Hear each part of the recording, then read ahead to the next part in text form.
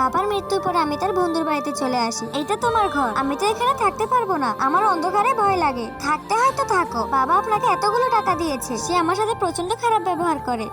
আমি কতবার বলেছি তুমি এটা খাবে না, না এটা খাও। জানি না কেন বাবা আমাকে একে দেখাশোনা করতে বলে গেছে। আমি আলাদা থাকতে চাই। বাবা যতগুলো টাকা দিয়ে গেছে সবগুলো টাকা আমাকে দিন।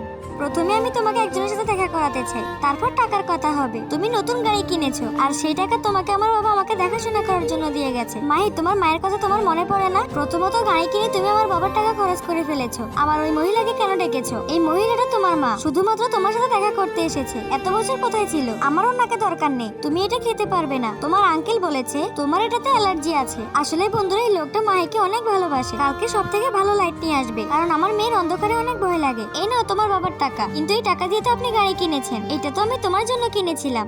আমি তোমার থেকে আলাদা হতে চাই না। এখন আবার কি হলো? বাবা, আমি তোমার সাথেই থাকতে চাই। তোমরা তোমার বাবাকে ভালোবাসলে অবশ্যই কমেন্ট করো।